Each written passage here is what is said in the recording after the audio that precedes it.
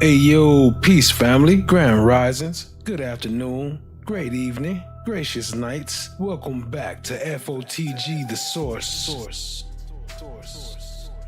We are back for day 5 of the Devyn Michaels, aka Nikki Fairchild, aka Tracy Tavares, aka Off with His Head, aka adult film celebrity, aka like father like son murder trial. The prosecution has thrown everything at her, from the gruesome headless body to her own contradictory voice on tape. The prosecution is likely wrapping up, putting the pressure on the defense to launch their major counterattack. To survive this battle, the defense must execute their strategy of reasonable doubt. They gotta raise the suspicion of the victim's son, Deviere Willette, who is also Devyn's husband of convenience. They will have to introduce evidence to support her core claim that she hit him, but someone else came back and did the beheading. I would expect them to call their own witnesses to try to attempt to humanize Devyn, or more importantly, try to show the jury that someone else had access to that house and had motive. Whether it's the son or someone else connected to the victim's messy past, the defense has to prove the police investigation was rushed and that they have the wrong person sitting at the table. This is one of the final battles for her life versus the integrity of the investigation. If they can't create serious doubt about who held that blade, the life sentence is inevitable. But we here to watch it. So hit that subscribe, stay locked in, tap in, share with a friend. Let's get it, family. And don't forget to hit that like button too. Let's get it!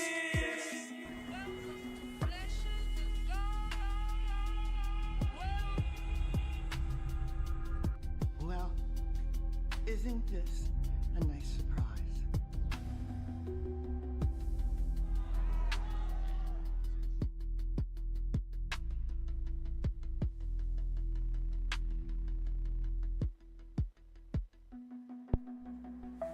Well, isn't this a nice surprise? My bad for the delay, family. I was in stop traffic. It wasn't even stop and go. I'm talking about 0 miles per hour. But anyway, let's get back to it. Appreciate y'all being here. Shout out to the first responders. I can't even see the names. Oh, here, let me pop this out. Chakisha, Allie. What up, though? Appreciate y'all, family. Let's get back to it.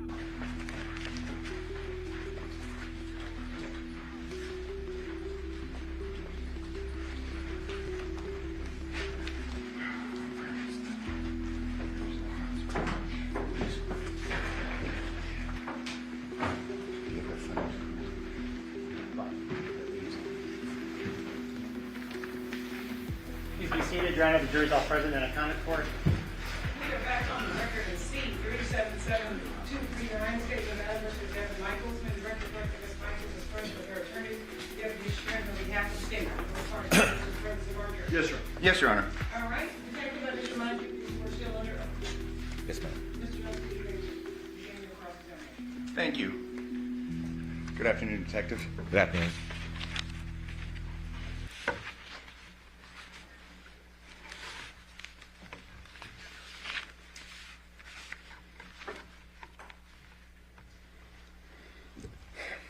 Fair to say that you were the lead detective in reference to the investigation concerning this matter. Yes. And while you worked with the group, I mean, you made the primary decisions. You made the primary calls. Fair to say? Sure. Fair to say, yes. Fair to say. I mean, I don't want to put words in your mouth, but fair to say that, I mean, you were the lead agent in this case. Yeah. Collectively, though, we, as a unit, we do discuss the case entirely, and when decisions are made, you know, we do collectively make decisions together. Approximately how many detectives were involved in the investigation of this case? As far as the crimes against persons unit, or you're talking like the entire? Overall. I couldn't tell you the exact number of detectives that helped out with the case. How many patrol officers were involved in the investigation of this case? To the exact number, I couldn't tell you the exact number. No. How many crime scene analysts were involved in the investigation of this case? I mean, I can count them off for you if you wanted me to, off of memory, as far as like who assisted during each scene. But off the top of my head, I can't tell you how many exactly. Okay. If I were to tell you we've heard from 2 crime scene analysts, specifically a crime scene analyst Wilson and a crime scene analyst Miriam, would that sum up the number of crime scene analysts that were involved in this case? No. How many were there then, just on memory? So we had 3 crime scene that came out to the scene, Pauldura, that helped collect evidence there.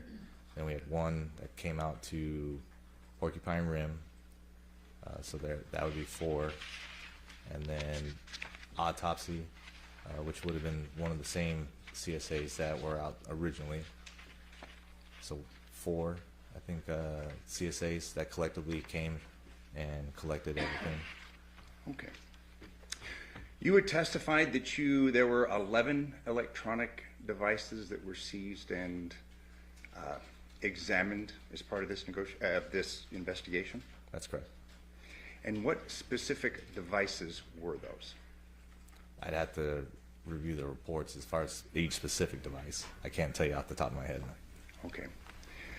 I could turn it up for You you. had gave testimony concerning a phone believed to be possessed and used by Jonathon, correct?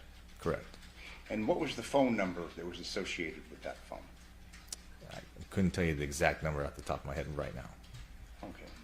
It was the phone number that you had alluded to during your direct just a few moments ago, correct? Okay. Fair to say? Sure. Yes. Are you aware that John used a second phone? Not at the moment, no. Are you aware of any analysis or call records that were reviewed in reference to phone number 725?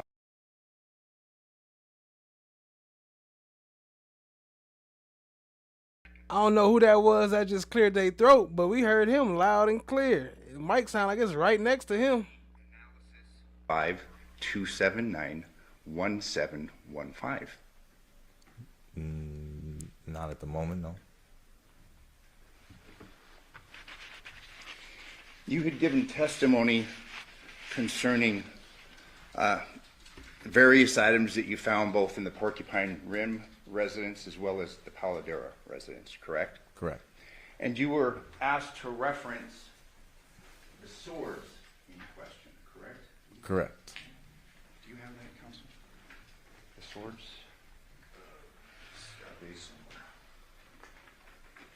And we don't take issue with the photograph, but I have some questions concerning that.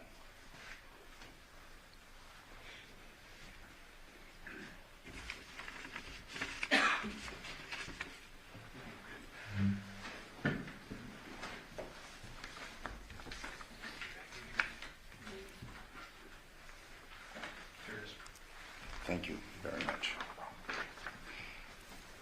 In order to just not keep adding exhibits, we're going to use the state's exhibit. It's exhibit 659. These were swords that you gave a testimony concerning that were found in the Porcupine Rim residence, correct? Correct. You had testified that there was no blood on the blades, but all we have is this photograph of the swords, correct?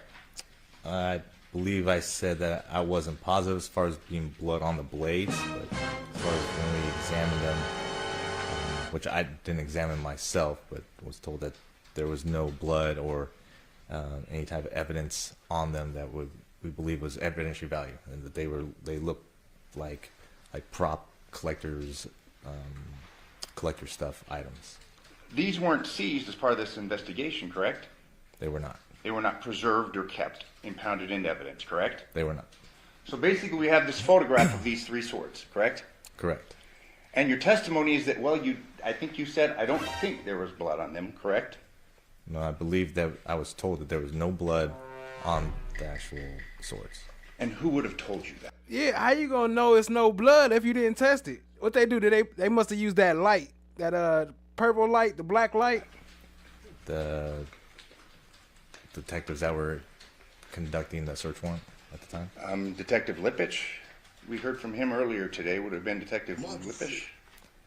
I'd have to go back and see who was at the house on the first search warrant at Porcupine Rim. Fair to say we don't have any photographs wherein the blades are shown or preserved for a later hearing, like the trial. That's correct. No swabs were taken of either the blades or the handles, correct? Correct. No analysis, forensic analysis was done of these blades, correct? Correct. No fingerprint analysis was done on these swords, correct? Correct. Including the blades. Correct. And we're dealing with a decapitation case, correct? That is correct. Fair to say that samurai swords would kind of fall in that realm of importance when it comes to a decapitation case? Depending if they were real samurai swords. Well, and you're saying that you're not, but what do we have to show that they aren't? If we have the photographs. I understand what you're saying. Yeah. Was it a sword? Did it have a blade? Could it cut you if I swung it at your neck? What you mean it's not real? Just because it's not a actual katana sword? I mean, we have these photographs. We don't have a photograph of the blades, do we? But correct. We don't have any analysis concerning the steel of which the blades presumably were made, correct? Correct. We just have this photographs of the swords, correct? Correct.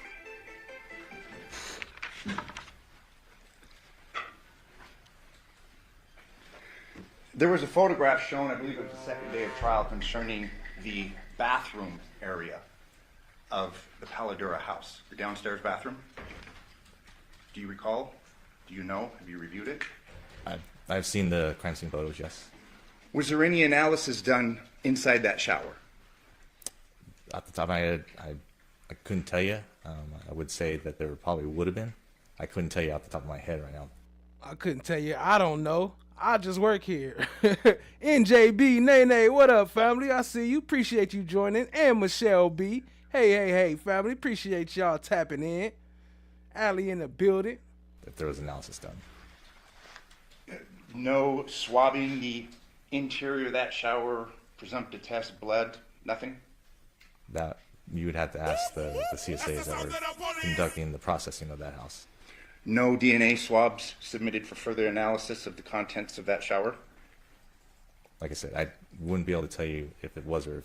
No, we didn't submit any swabs from the shower. I can tell you that. Okay. You had testified that no guns were impounded through the course of this investigation, correct? Correct. And that was because I believe your testimony was that nobody had said anything about hearing a gunshot, correct? That was part of it. It was also given the fact that we didn't have any bullet impact marks inside the house. There wasn't any blood spatter that you would believe to see from a bullet going through somebody anywhere inside the house. But do that mean that the gun wasn't fired? The head is missing. Obviously, the body wasn't cut where it's at, so it was moved there. How do we know it wasn't shot somewhere else? Why didn't you check the gun to see if he shot him? Idiot. And then the fact that nobody had actually heard a gunshot or was reported gunshot, so that was all part of it, correct? You had testified that when you came across the body, you had noticed that there was not that much blood found, correct? Given the circumstances. Given the circumstances, I thought that there'd be a little bit more blood there. So this crime scene, you'd agree, was something that was out of the ordinary. Unique. It was unique. I mean, assuming the head had been severed by a mechanical powered saw, we would expect there to be cast off from this saw, would we not? I guess it depends on what type of saw was used. And you're aware of the analysis done by Dr. Burns, wherein she opined her conclusion is that a mechanical powered saw was used. Correct. In addition to a knife or perhaps a sword, correct? I don't believe she said a knife, no. But nonetheless, you didn't find anything indicative of a mechanical powered saw upon your review of the crime scene where the headless body was, correct? Correct. But we know, at least based upon the anthropologist's expert opinion, that a mechanical powered saw was used, correct? Correct. In reference to a gunshot, again, you're just presuming a gunshot didn't occur, a gun wasn't used to kill this gentleman, correct? Given all the evidence that we saw at the scene, we hadn't had anything to say that there was a gun used in this incident. But there's really nothing to show other than what the anthropologist found, that a mechanical powered saw was used, correct? I mean, we have an anthropologist that said a mechanical powered saw was used, correct? To sever the head. Yes. Correct. And there was no evidence found concerning that mechanical powered saw, correct? Correct. You have a person that's dead, cause of death unknown, no guns are impounded or tested, correct? Correct. No gunshot residue tests are done concerning the decedent's body, correct? Correct. No gunshot residue tests are performed upon Deviere Willette's hands, correct? Correct. No gunshot residue tests are performed upon Devyn Michaels' hands, correct? Correct. As said previously, there wasn't any evidence to say that a gun was actually used. And to your point, as far as not doing GSR on our victim, there was chemicals poured on his body. So at that time too, even if there was believed a gun to be used, we wouldn't have been able to do that with him, given the fact that there was believed chemicals to be poured on him. But his hands were bagged, correct? You could have still done that. You could have checked to see if it showed up for other chemicals. I mean, for gunshot residue. Just because you didn't check it don't mean it's not there. Just because you didn't see it. Just because she poured something on his body don't mean you can't find it. These are half-ass workers. After the fact. Yes. And presumably the decedent's hands were bagged for further testing, correct? Correct. In fact, we know that the hands were swabbed for DNA, correct? Correct. But the hands were not swabbed for any gunshot residue tests, correct? But I'm saying she poured something like I know she did it. Due to the fact that there was no evidence to say that a gun was used during the incident. Well, and we discussed the solid no evidence of that, but we learned Correct, that yeah. was. But nonetheless, my point being there was no gunshot residue test performed upon anybody's hands, including the decedent's, correct? Correct.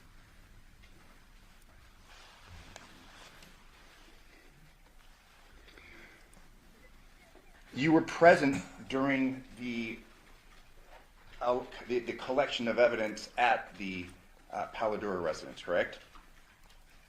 I was present during the search warrant, but as far as being completed, I had myself and Detective Skinner had already left the residence to speak with Devyn and Deviere. There had been questions asked days ago concerning rings. Are you aware of that? Were you ever looking for any rings, evidence of rings, like wedding bands, at the Paladura residence? I was not. And you were the lead detective, correct? Correct. You've obviously reviewed the crime scene photos taken at the Paladura residence, correct? Correct. There are no photographs concerning the contents exposed of those garbage cans, are there? Correct. Specifically, exhibit number 68. It's a trash can downstairs. We have no photographs of what the contents of that trash can were, correct? Correct.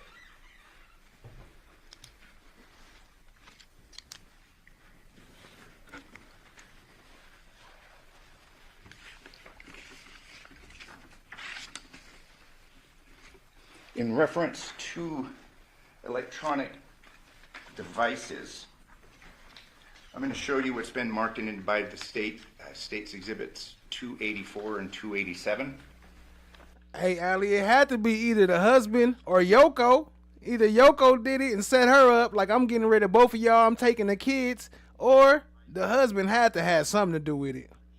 This is 284. This is the Porcupine residence. And I'm going to ask him some questions concerning electronic devices. We have an Xbox here, don't we? That's correct. And I'm showing you State's Exhibit 287. That's an Xbox here, correct? I believe so. I couldn't tell you just looking at that picture right there. You'll agree that in the course of the investigation, reviewing text message and otherwise, Deviere Willette was a gamer, wasn't he? I don't remember saying that. Okay. You're not aware of text, he's gaming, complaints from Devyn concerning him playing all the time? Not aware of that? I'd have to review the text messages. That's an electronic device, correct? Correct. And you're aware that gamers are able to communicate with one another through a game platform, like an Xbox. Correct. That Xbox was not seized or analyzed for potential evidence, was it? It was not. So you'll agree with me that all... Did you say the Xbox? I missed what you just said. Did you say Xbox? Lady L in the building. What's good, family? And Joni Ford. Peace, love, and joy. Good to see y'all. Appreciate you joining. All of potential evidence, what? That Xbox was not seized or analyzed for potential evidence, Yep, was he it? said Xbox. It was not. So you'll agree with me that all of the electronic devices were in fact not seized or analyzed through the course of this investigation? from your definition of electronic devices with the Xbox, yes, not all of them were collected. That one in particular, in the room that Devyn and Deviere shared, that was not collected, correct? I couldn't tell you if they shared it or not, but that one was not collected, no. You were asked concerning tennis shoes, shirt, shorts that presumably Devyn Michaels was wearing the night of August 6th, correct? Correct. This search warrant at the home was executed on August 7th, 6 p.m., give or take? Approximately. She had given an interview at 7:55 p.m. wherein she had discussed being in the terrible hearse with Jonathon, correct? Correct. The video that we saw from a prior witness, that was collected by Detective, I believe, August 11th. Does that conform with your recollection? I don't know the exact date it was collected, but it would have been after the search warrant. After the search warrant. So when we heard testimony from crime scene landless Miriam concerning, well, shoes weren't recovered, shorts weren't recovered, this search was going on when shoes were not being looked for, correct? The search occurred prior to your learning about the video and what Devyn was wearing, correct? Correct. Or we had video from the Burlington Coat Factory, and I believe pictures that were being sent from the other detective that reviewed that video. And so all we had at that point, I think, was the dress that we had actually seized from the residents at that time. Let me ask you about that. Since we're on that point, do we have copies of this Burlington video that's been referenced to? We do not. You didn't preserve that, did you? We did not.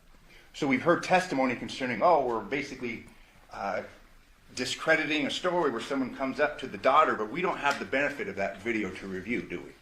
No.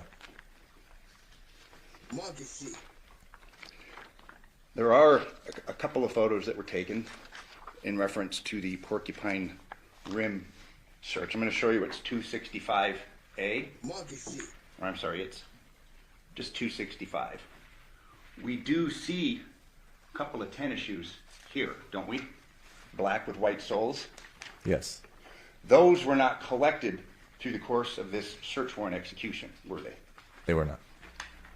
Is this the shoes they've been asking about this whole time? They've been asking, did somebody have some black shoes with some white stripes or Nike stripes? These the shoes they've been talking about? They right here? The hell, Bobby? I'm going to show you what's been admitted as State's Exhibit 291A. Presumably this is a closet in the Porcupine Rim residence, correct? Correct. We have tennis shoes up here, don't we? That is correct. But those weren't collected or put into evidence, correct? They were not. Fucking nuts.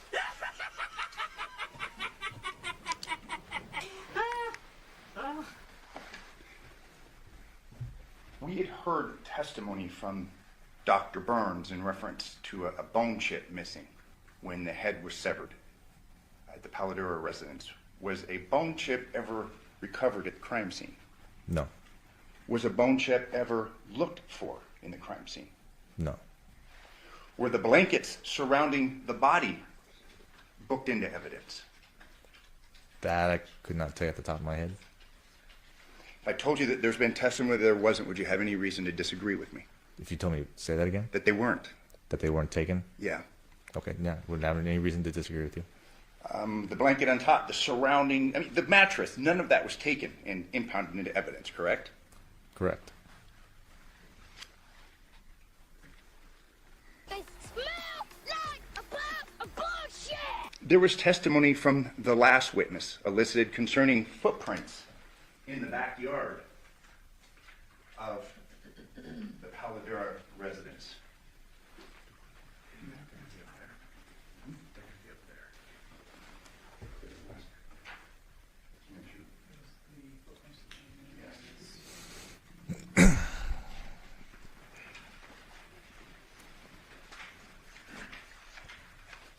We had marked and admitted, and the court will have them, exhibits of footprints.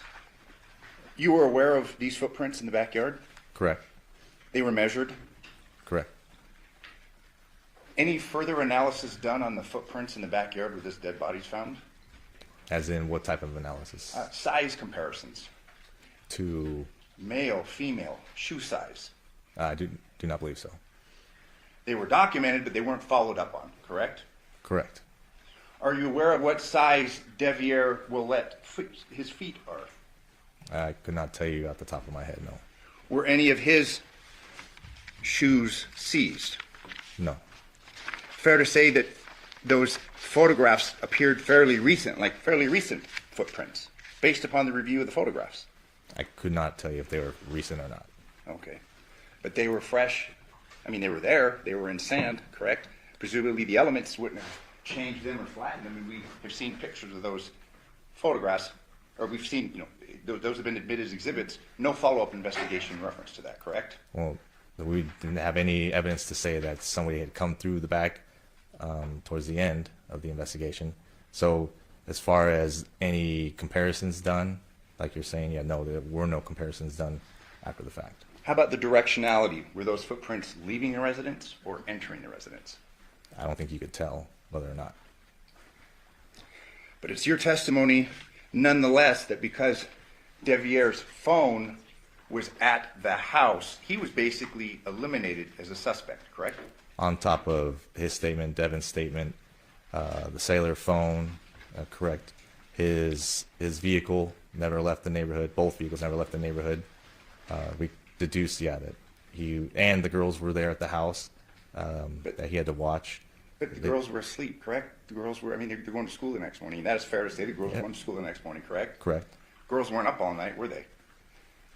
I couldn't tell you if they were up all night or not. I just know that there was a text message also from Deviere to Devyn stating, I think it was around 10:30ish, where he said that he was going to sleep and the girls were already asleep. But we don't know whether he stayed there or not. His phone stayed there. We don't know if he stayed there, do we? Given all the video surveillance, given his phone, vehicles, nothing left the neighborhood, we could say that he didn't leave there. There was a walkway, and we addressed it with the last detective, one house over from the Porcupine Rim residence, correct? One could walk out of the neighborhood and not be seen. Fair to say? Correct. He could have gone over the back fence because it was on Rebecca. It butted against the street, correct? Correct. There was a presumption that perhaps someone had driven, but again, the video coverage of the Porcupine Rim residence was not perfect, was it? Surrounding Porcupine Rim? Yes. It was motion activated. Correct. And subpoenas weren't issued to get the entire documentation of the comings and goings, correct? Homeowners were relied upon, correct, and whatever they turned over. Correct. But if you have motion activated cameras, they would have access to all the activations that are with the cameras. So subpoenaing, if you're asking us if we subpoenaed the actual company, see if there's extra video. You weren't. We didn't. You had to rely upon the voluntary participation of the neighbors, correct? Correct. And you'll agree with me, sometimes in Clark County and the Vegas Valley, oftentimes neighbors don't necessarily, they aren't the most cooperative, fair to say? Sometimes, correct.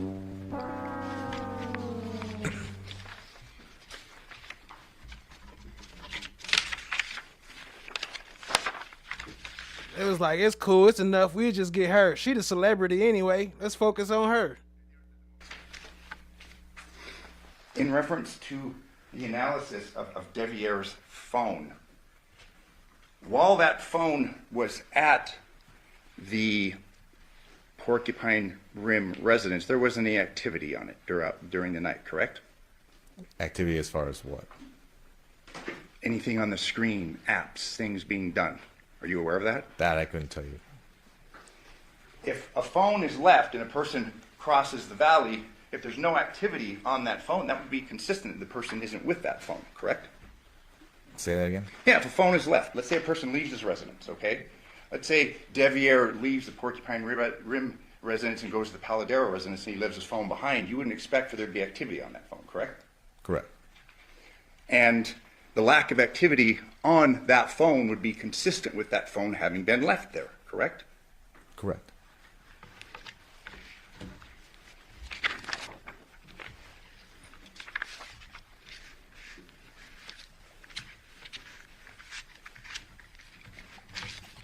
You testified that no DNA evidence was taken from Deviere to compare it with any DNA that was taken, correct? Correct.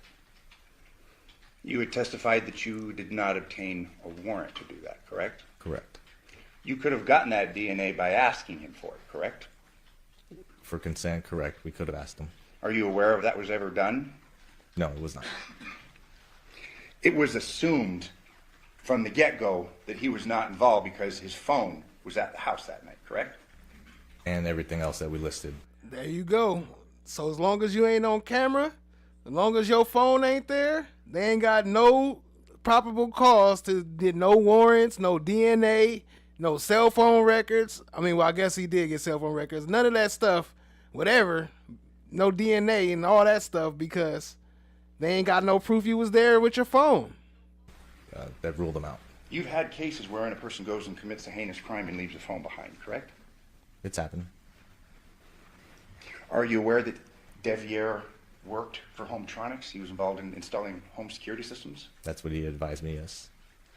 Are you aware that he had tools and that he installed hundreds of security systems in homes across the valley? I don't know how, as far as the amount of stuff that he has installed, but yeah, he had mentioned that he installed security cameras and hung TVs and stuff like that. Home entertainment systems? Pretty much. And you'd agree with me that in order to install a home entertainment system, you need to have tools like a mechanic powered saw, correct? That I couldn't tell you what exactly. I can tell you from experience, as far as me hanging TVs and doing security cameras, I used a drill bits, and that's it. Speakers, you got to cut the drywall, put speakers in. If that's what you're doing, as far as going into the wall. You had testified that you had sealed up and taken the Nissan Armada, correct? Say that again. The Nissan Armada, you testified that it was basically sealed up and submitted for tests, correct? It was sealed and then towed to the station, yes. And that was done in order to obtain any trace evidence, blood, DNA, things of that nature, correct? Correct. And the results of that analysis was negative in reference to a crime having occurred, correct? Correct. No blood was found. No blood was found inside the vehicle, no. No DNA being traced back to Jonathon was found, correct? Correct. You know, you had testified that you said something about spots, water on the vehicle. It was your opinion that maybe the vehicle had been washed. Is that correct? Correct. Did you take any close-up photographs of that to substantiate that, or is that just an assumption that you're making? That's from what looking at the vehicle on scene, and yeah, noticing that there were water spots on the vehicle. The inside of the vehicle was kind of a mess, wasn't it? Maybe not teenager mess that we heard from another witness, Yeah. but I mean, it was not very clean, was it? I guess it's whatever you consider clean. It's cleaner than my vehicle, so I considered it clean. We had heard testimony, I believe it was from Detective Spangler, concerning a stop at Funnies. Are you aware of that? Under the analysis of the Burla, the morning of the 7th. No.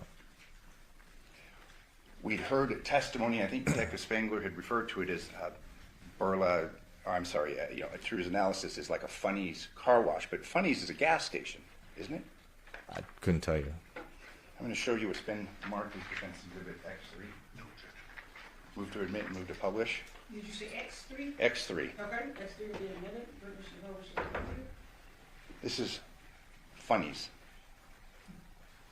There is a car wash off to the side. There's also gas pumps, correct? Correct.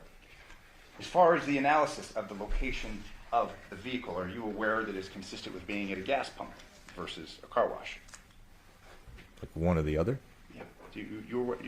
No analysis done on this? As far as it going to fill up gas or going through the car wash? Is that what you're asking? Yeah. We heard testimony from part of your team that the vehicle stopped here, presumably after going to the school on August 7th. Yeah. If you're asking if we can say that it went through to get gas or the car wash, I couldn't tell you which one it did. We heard testimony that under the Burla that it was turned off, the vehicle, when it was at Funnies. Are you aware of that? No. You'd agree with me that you turn your car off to fill it up with gas? You don't Yes. leave your car running generally, correct? No. You drive through a car wash, don't you? Correct.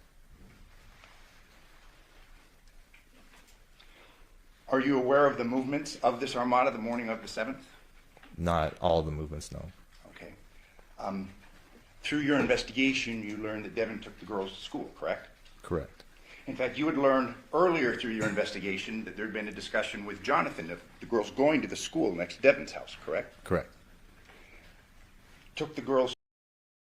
Yo, what up, what up, what up? Cat Knot Williams. Y'all show her some love. Drop her some KSPNs in the chat. I gotta make something new, Cat. It's time for a new emoji. Let me know if you got anything in mind.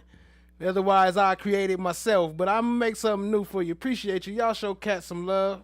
Go Just sub a up. hot mess. Flush of the gods, good School to that see you. Good to see you. Morning, went to Funnies. Fair to say, got gas. I can't dispute that, no. Okay. Also went to Taco Bell, correct?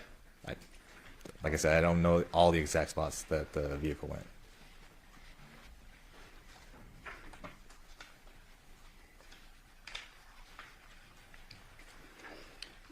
You had given testimony in reference to the wallet belonging to Jonathon's Social Security card. You recall that testimony? Yes.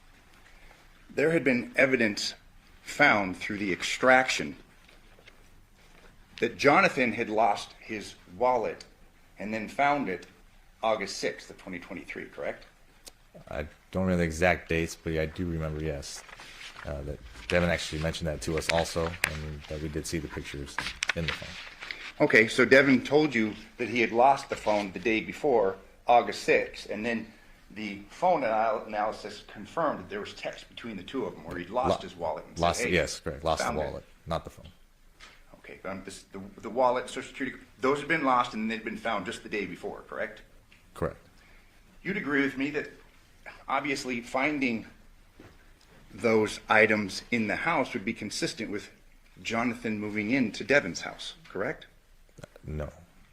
Well, I mean, he'd lost his things. She had told you that he had lost things before and she'd given him items, correct? That's what she had told us, yes. All right. And you've moved before. You'd agree with me that moves can be hectic, correct? Correct. Especially if girls, young ones are involved, correct? Correct. All the evidence points to the days leading up to this that a move was occurring, wherein Jonathon was moving in with Devyn, correct? Correct. The girls had been at Devyn's house since around May 27th of 2023, correct? I don't know the exact day, but I believe that she told us they were there up until school ended, and then once school ended, the kids went with her. Yeah, and they were. That's a fact. Real quick, Cat said, I'm trying to make sense of how we have samurai swords and guns, and the cops were not interested in them one bit. All they was worried about is that celebrity adult film star. With her Let's also, get her. correct? Forget everything else. And then through the course of your investigation, you learned that they were going to try things again and that Jonathon was moving in with her and the girls, and that was the plan, correct? That's what we were told, yes.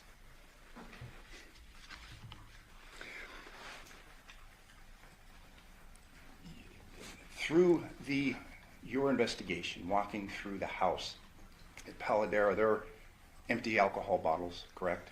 Correct. Through the course of your investigation, you learned that Jonathon was a drinker.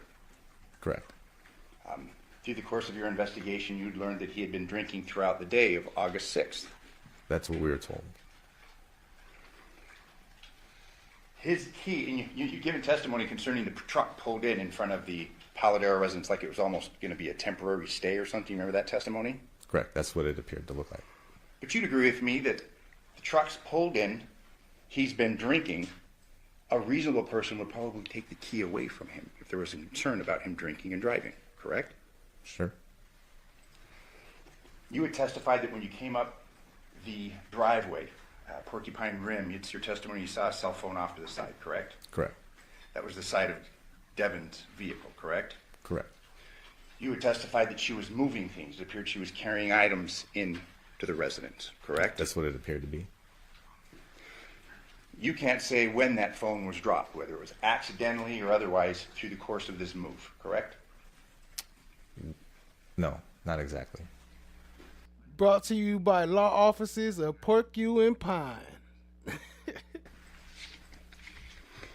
You are aware through the analysis of the phones that Devyn had sent a voice note to Jonathon's phone at about 4 a.m., correct? Correct.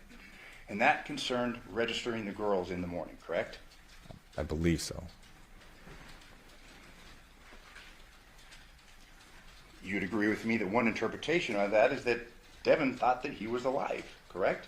She was complaining about his failure to register the girls. Sure.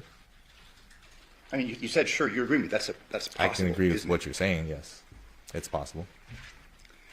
And that through the analysis of Devyn's phone, she had received several calls the night before from the landline of her home, correct? Correct. 11 calls, correct? From the landline? Yes. I don't know the exact number. You're also aware through the analysis Landline that Deviere said they didn't have. He said we don't have no house phone. of the phones that the night before she'd been with Jonathon until about 1 a.m. and that she'd received a number of phone calls from the landline from her home address, correct? She would have been there till at least 2 o'clock in the morning. Yeah, the night before. So she was there late 2 nights in a row, correct? The night you're talking about, the 5th? Yes. Oh, that I'm not sure as far as how late she stayed there at that time. Okay, but she'd received a number of phone calls from her home 2 nights in a row, correct? I don't have anything to dispute that now. And there was a landline at her residence, correct? That's what she told us, yes. Deviere, if you're aware, has testified that there was no landline at the residence. Are you aware of that? No.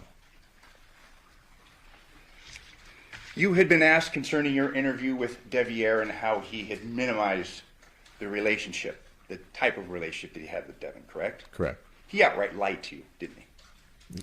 Like I said, he minimized his relationship with her, yes. He was asked by you if they slept in the same bed and he said no, correct? Correct. That was a lie, wasn't it? Correct. You had asked him if they were intimate and he said no, correct? Correct. That was a lie, wasn't it? It's what, yeah, he told us, and what Devyn had told us also. They were both minimizing that relationship. They were both covering for Deviere. Isn't that right? Minimizing their relationship. Later on through the course of the interview, Deviere says that he didn't know his dad was moving in, correct? That's what he had said. But that was a lie, wasn't it? Based upon the analysis of the phones and interviewing witnesses, correct? That he didn't know that his dad was moving in? Yeah. I think through the course of the investigation, he had said that, yeah, he didn't know, but it was aware that the plan was John was going to move in. Because I think he actually had said during our interview. Your relationship with Latasha, have you slept with another woman? You said no. The lie detector determined that was a lie. He basically knew that Yoko was trying to kick him out because he wasn't paying rent. And at the same time, he basically was told that he wasn't going to allow his dad to be homeless. So he said, yeah, I don't want my dad to be homeless, so I'll agree. And I was just going to move out for a little bit. But then he later was untruthful in saying, in reference to the knowledge of his dad moving in and him having to move out, correct? The truth is, you are a believe that. liar. Was in the interview that I conducted. Okay. You had testified that when you interviewed him in the morning of the 7th, I'm referring to Deviere, he told you he'd been drinking, correct? Correct. But you're unaware if he'd been drinking continuously from the night before, correct? You don't know. I don't. Just from what he told me. That he started drinking as soon as he got home after finding out about his father's death. Are you aware of where he went the morning of August 7th? Not specifically. We do have his phone tracks that show that he had driven around town. Okay. But you really didn't follow up or look too closely at that because he really wasn't on the radar. In fact, he was told that he was under the radar, correct? Correct. Detective, you'd agree with me that this was not a complete investigation. No, I would not agree with you. So it's your testimony this was a complete investigation? Yes. Given all the things that we have talked about, it was a complete investigation. That's your testimony. Correct. Relationship with Latasha, have you slept with another woman? You said no. The lie detector determined that was a lie. Finally, in reference to the autopsy, you testified that you were present during the course of the autopsy, correct? That is correct.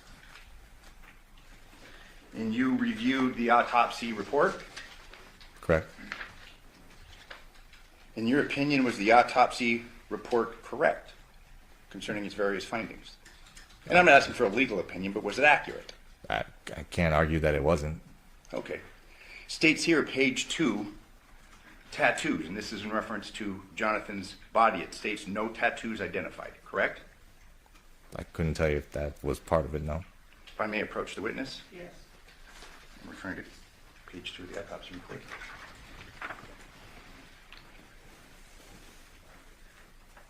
The evidence is going to show that anything that I may have said, they exacerbated it. Which part are you referring to?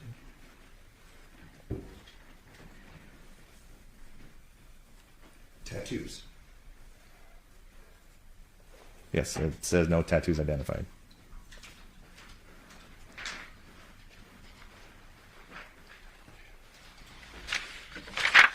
Okay, are these two marked? Bruh. That's the next couple of defense exhibits.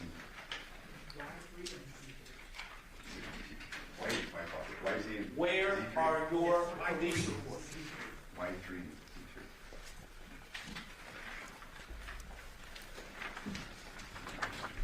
Showing you what's been marked, and I'd move for admission. There's no opposition. Y3 and Z3 are admitted. Fair to say that that's a tattoo on Jonathan's arm, correct? Correct. Appears to be his right arm, correct? I couldn't tell you from this view. Z3, left arm, correct? Correct. So we've got a mistake made, at least one if I'd submit many, concerning the autopsy. It states no tattoos. He's got tattoos, correct? Correct.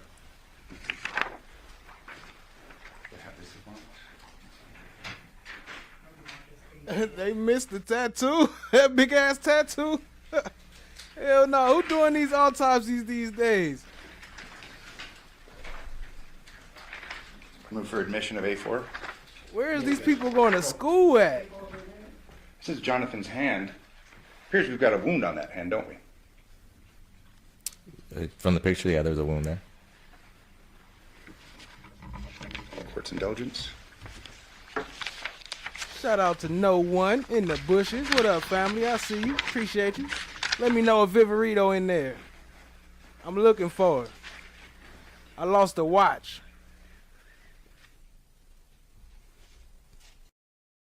And it was learned that Jonathan and Devyn were planning on enrolling the girls to the school next to Devyn's house, correct?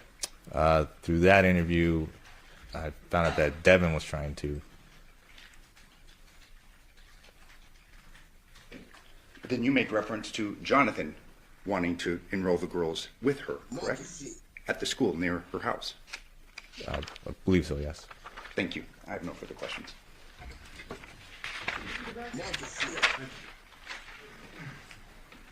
Your arrest record. What the hell? At the beginning of Mr. Draskovich's cross-examination, he referenced a potential second phone for Jonathan. Is that correct? Correct. Just want to clarify, no cell phone associated with John was found at Paladura, correct? Correct. No cell phone for John was found anywhere inside the Paladura scene. Correct. There was the phone found for John at Porcupine Rim, That's correct. the one in the driveway. Yes, And then you got the CDRs or call detail records for that phone. that is correct. Just so the jury understands, the 11 devices that were submitted for forensic analysis, those were all found inside the Porcupine Rim home. That is correct. So if John may have had a second phone, it's not his active phone at the time. That is correct. In fact, there's activity on John's phone on the 6th into the morning of the 7th, and we know that's the one he was primarily using. That's correct. With regard to the swords and the shower at Paladura, What up, Kimberly? Help me. Where are we in the trial? Right now, we are at the key witness. I thought that earlier was, but I'm pretty sure this is the key witness. So the state should definitely be closing soon after this. Afternoonish from today. Yeah. you indicated that you don't know what exactly was done with those items, correct? Correct. But you can say that the swords were found at Porcupine Rim, the shower would have been at Paladura. We agree there. That's correct. And if someone has an item in their home, do you expect for DNA, their own DNA, to be found on it? That is correct. And so let's talk about the swords for a second. If defendant's DNA is found on it or Deviere's, would that be shocking considering the fact that it's in there? No. Same thing with the shower. There's been testimony that Miss Michaels has been in and out of the Paladura And if you was watching earlier, we about 50 minutes from where we left off at. home several times. John obviously lives there. Deviere's lived there in the past. If there's DNA found in the shower, would you be shocked by any of those people? No. That's not necessarily an investigative tool that will help you answer an unanswered question. Correct. There was some questions about the shoes and the clothing associated with the defendant, and I just want to make sure everyone understands. There was the initial search warrant at Porcupine Rim on August 7th, correct? Correct. And then at a subsequent date, I can't remember off the top of my head, they went back and took more photos. Correct. And they found those blue shorts. That is correct. Okay. The white tank top that you see in that Chevron video, was that ever found? No. And then there was photos of, I believe it was 2 sets of black and white shoes. You recall that? That's correct. But your testimony is no one ever found the black and white shoes with the big white Nike swoop. That is correct. That was seen in that Chevron video. Yes. There was some also questioning about the amount of blood. You would expect more, correct? Correct. You cannot testify to this jury whether or not the person who did the killing put a towel over the head or anything like that when the real wet work was happening, correct? Correct. In fact, there's evidence to suggest there's a lot of evidence removed from the scene. Correct. One big glaring piece of evidence, correct? That is correct. At least. There was some testimony about the shoe prints in the backyard. Yes. It's kind of the same line of questioning. You can't time shoe prints, correct? No. So if there is a shoe print in the backyard, it could be from anyone who's ever been in that residence. Correct. Now, the point Mr. Draskovich made is a good one. Maybe wind blows and it would look more weathered or something, but you can't say when that shoe print was left, no matter how much testing you do with that. I could not know. You were discussing how you ruled out Deviere, and you kept saying it was a multitude of things. It wasn't just you take his word for it that he wasn't there, correct? Correct. May I approach? Yes. Showing you state 663, you recognize that? Yes. Brought to you by the law offices of Porcupine Pine. Directions from one place to another. And specifically walking directions from 5510 Porcupine Rim to 2698 Paladura? Correct. I move for the admission of that. No objection. 663. Just real quickly for the record, what's the walking distance between the two? Looks approximately 7 hours and 27 minutes. And that's, to be fair, that's just one route. Like, I'm sure there's hundreds of different combinations of streets you could take, correct? Correct. But fair to say it's quite a ways across town. Correct. And you indicated that the video surveillance ruled out Deviere's vehicles from having either left his home or entered the scene. Correct. At Paladura. That is correct. Mr. Draskovich asked you about activity on Deviere's phone. He's basically saying, like, it was left at home. You got that line of questioning. Correct. And asking if there is activity on it, and I believe his question was that would be consistent with him not being with the phone. Do you remember that line of questioning? Correct. Could also be consistent with him being asleep. That is correct. So that doesn't tell you much. Ooh, so there was no activity. I thought he at least had the kids at home playing on the phone so it could look like he was using it. But they saying there was no activity. So he could have been asleep or he could have just left the phone at home. And would you defer to the expert that we haven't called yet, Clinton Campbell, Detective Campbell, when it comes to any technological findings on the phones? Yes. Okay. So he's better suited to answer those. That is correct. Okay. Mr. Draskovich asked you about these post-homicide texts to John from the defendant, correct? Correct. And he said one interpretation is that she thought he was alive, correct? Correct. Another interpretation is that she was alibying herself, correct? That is correct. In fact, the killer in this case took substantial steps to cover up what he or she had done, correct? Correct. Taking a head from a crime scene is kind of an extreme example of covering up. Very extreme. Not exactly shocking to see an alibi text. Correct. But what if that's not the crime scene? What if the head was chopped, well, I don't know, somewhere else, and then they brought it? The autopsy, there was just an autopsy photo shown, suggesting a... I guess it would be blood leaking everywhere unless they chopped it off and then patched it up so they could transport it. So that would be a lot of work too. Wound on A4. Remember that? Yes. You're not a forensic pathologist, correct? Correct. You're not a medical doctor, correct? Correct. Would you defer to the doctor's testimony as it relates to injuries? Correct. Have you ever heard the term slippage before? Yes. Understanding you're not a doctor, so if you're not comfortable answering, what is slippage generally? After, basically, we would say slippage, skin slippage, at post-mortem, as the body starts to decay. When you touch the body, the skin actually can start slipping off the body since it's decaying at that point. Okay.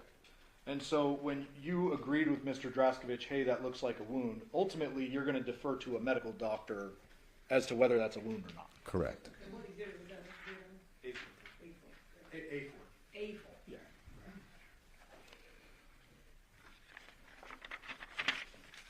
And Detective, I apologize, I forgot to put these up before. May I approach? Yes. Almost done. You recognize all of these? Yes. And do those all appear to be images of the relevant folks we've been talking about? Correct. And Judge, I move the admission of 13, 609 through 613. Number 13, 609 through 613? No objection. Thank you. Just for the record, 613, who is that? Masao Yoshida. 612, who is that? Victim Jonathon Willette. 611, who's that? His mother, Yoko Willette. 609. I don't care. I'm standing by. I still think Yoko did it. No, I'm just playing. I'm sorry. That's kind of fucked up for her. I'm sorry. I hope she don't watch this, but if she don't watch it, Deviere I think Willette. she did it. 610, who is that? Devyn Michaels. 613, who is that? Jonathon with his 2 kids. Do you see the defendant who you arrested for murder with use of a deadly weapon here in the courtroom today? I do. Can you please point to that person and describe something she's wearing today? We stipulate the ID of Devyn Michaels. All right. Identification of the stipulated. Thank you, Your Honor. I'll pass the witness. Thank you, sir. But if you do watch it, Yoko, I'm just playing Yoko. I don't think you did it, Yoko. I don't think you did it. As far as deferring to the medical doctor in this case, that's the same medical doctor that said that there were no tattoos, correct? Correct. No further questions. Any follow-up on that? No, thank you. Do the ladies and gentlemen there have any questions for this witness? If you could write your question on a full sheet of paper with your name and your jury number. Counsel Priscilla. Uh-oh, we got jury questions. We got some jury questions, family. Uh-oh. We got jury questions. Finally, seemed like they been asleep the whole trial. They ain't been asking no questions, or unless they just didn't feel like they needed that evidence, I guess, but they had a lot of chance to ask a lot of questions. They been quiet.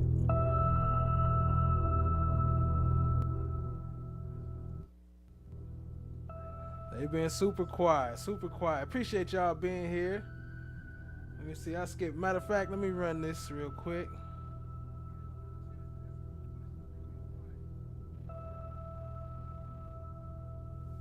Hey yo, peace family, grand risings, good afternoon, great evening, gracious nights. Welcome back to FOTG, the source. We are back for day 5 of the Devyn Michaels, aka Nikki Fairchild, aka Tracy Tavares, aka Off With His Head, aka adult film celebrity, aka like father like son murder trial. The prosecution has thrown everything at her, from the gruesome headless body to her own contradictory voice on tape. The prosecution is likely wrapping up, putting the pressure on the defense to launch their major counterattack. To survive this battle, the defense must execute their strategy of reasonable doubt. They gotta raise the suspicion of the victim's son, Deviere Willette, who is also Devyn's husband of convenience. They will have to introduce evidence to support her core claim that she hit him, but someone else came back back and did the beheading. I would expect them to call their own witnesses to try to attempt to humanize Devyn, or more importantly, try to show the jury that someone else had access to that house and had motive. Whether it's the son or someone else connected to the victim's messy past, the defense has to prove the police investigation was rushed and that they have the wrong person sitting at the table. This is one of the final battles for her life versus the integrity of the investigation. If they can't create serious doubt about who held that blade, the life sentence is inevitable. But we here to watch it. So hit that subscribe, stay locked in, tap in, share with a friend. Let's get it, family. And don't forget to hit that like button too. Let's get it!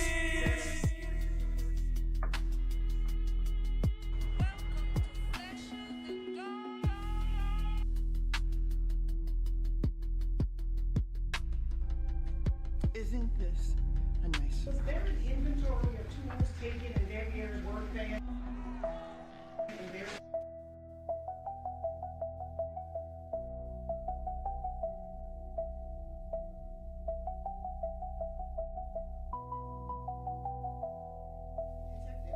Yes, ma'am. Was there an inventory of tools taken in Deviere's work van and verified with his employer? There was not. And at any time, was the missing knife ever described to you? Yes. If so, could you describe the missing knife? What type of blade? Was it serrated, the size or length? It was described as kind of like a meat cleaver hatchet type. Okay. State any follow-up based on the jury question. Just, I don't know if you caught that part. So this is the jury questions. They asked him to describe the knife. He said a meat cleaver. That's what was missing. Describe the missing knife. What type of blade? Was it serrated, the size or length? It was described as kind of like a meat cleaver hatchet type. Okay. State any follow-up based on the jury question. Just, I don't know if you caught that part. It said, was it serrated or not? She said no. Thank you. Any follow-up? No follow-up, thank you. Okay. Did the ladies and gentlemen of the jury have any further questions for this witness? Okay. Seeing no response, the detective, you are excused. Thank you very much for your testimony here today. Thank you, Your Honor. At least they let them go back and forth. They be going back and forth on cross-exam like 5-6 times. Next witness is For some Elizabeth witnesses. Papakostas. Not like what's her name with the queso and them. You only get one opportunity, one cross. That's all you get.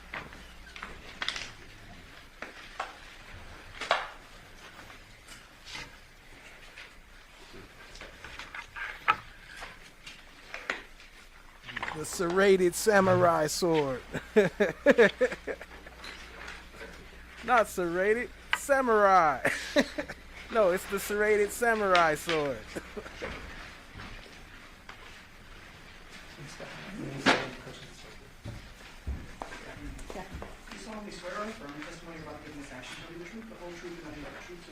Yes, I do.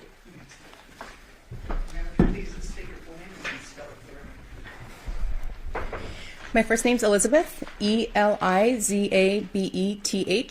Papakostas, Papakostas. Good afternoon, ma'am. Papakostas. Good afternoon. How are you employed? I'm currently a forensic scientist at the Las Vegas Metropolitan Police Department Forensic Laboratory, and I'm in the biology DNA unit. How long have you worked in that capacity? I started part-time at the laboratory in January of 2020. In February of 2020, I was promoted to a forensic laboratory technologist.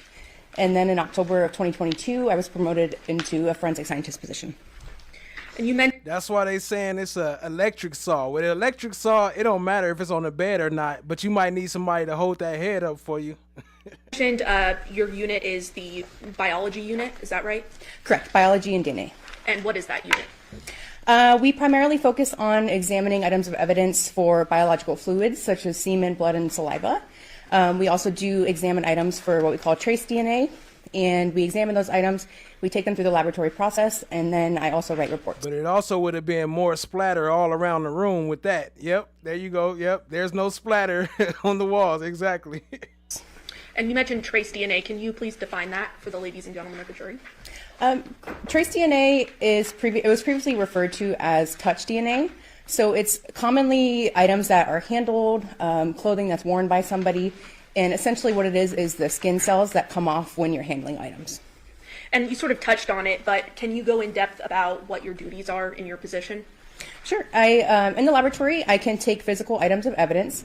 Again, I'm looking for any signs of those biological fluids. And once I take those items, they go through a laboratory process. And then at the end of that process, data is generated.